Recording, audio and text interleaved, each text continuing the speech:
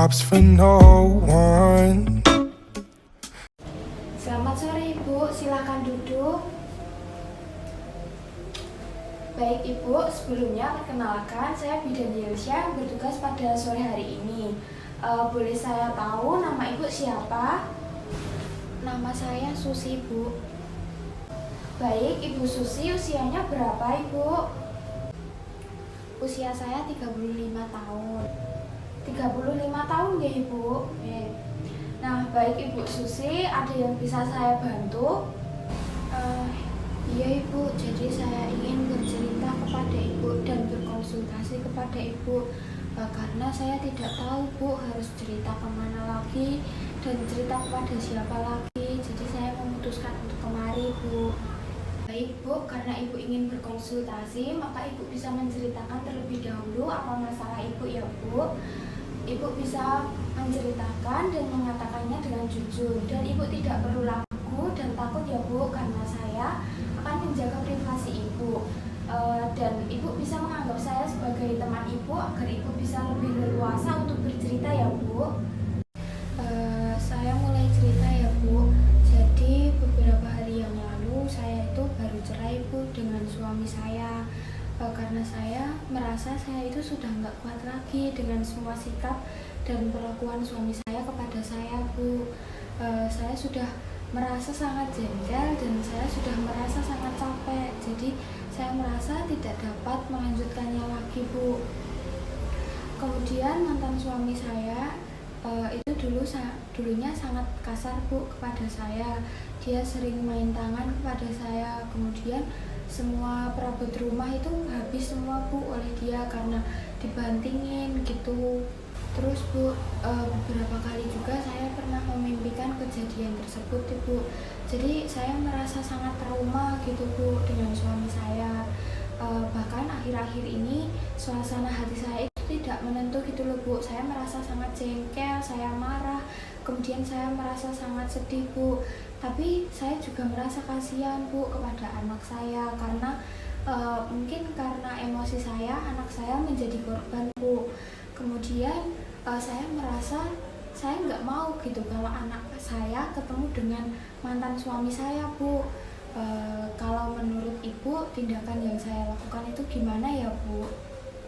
Oh seperti itu ya Bu ya. Kalau boleh saya menyarankan kepada Ibu itu sebaiknya jangan sampai melarang anak Ibu untuk bertemu dengan bapaknya, karena bagaimanapun dia tetaplah bapak dari anak Ibu dan anak Ibu membutuhkan kasih sayang dari seorang bapak. Jadi Ibu tidak boleh melarang anak Ibu untuk bertemu dengan bapaknya, kemudian Ibu tidak boleh melarang anak Ibu untuk ikut bapaknya, dan Ibu juga harus bisa mengesampingkan ibu-ibu. Gitu ya Bu?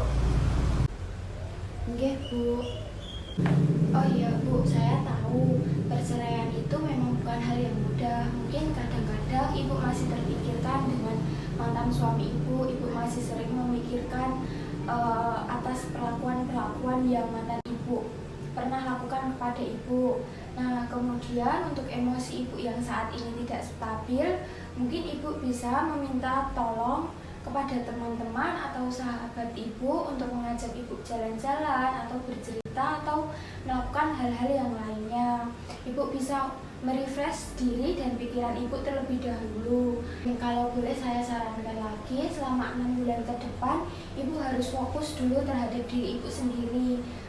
Jika nanti ada seseorang yang datang kepada Ibu kemudian memberikan kasih sayangnya, kemudian Ibu tertarik atau bagaimana, mungkin itu bisa jadi hanya Ibu jadikan sebagai pelarian saja Ibu, karena Ibu masih belum bisa sepenuhnya melepas suami Ibu dan Ibu belum bisa move on gitu. Jadi Ibu harus fokus terhadap diri Ibu sendiri. Ibu melakukan sesuatu hal yang positif, kemudian Ibu bisa pergi bersenang-senang dengan anak Ibu, dengan keluarga Ibu, dengan teman Ibu, atau dengan sahabat-sahabat Ibu.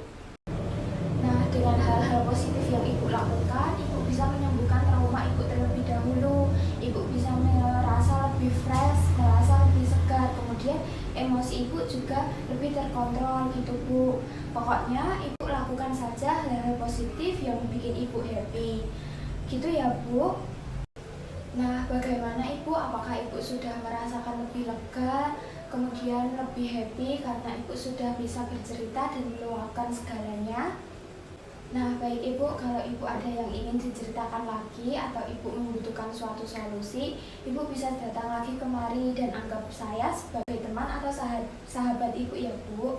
Jadi Ibu tidak usah merasa ragu. Gitu ya Bu. Baik ya Bu, terima kasih sangat atas semua saran dan masukan dari Ibu. Saya sekarang sudah merasa lebih lega karena sudah bisa menceritakan dan meluapkan apa isi hati saya Bu. Sekali lagi terima kasih ya Bu. Baik Ibu, terima kasih atas kunjungannya. Jika ada salah kata dari saya mohon maaf ya Bu. Hati-hati di jalan Bu. Baik Ibu, saya permisi nggih.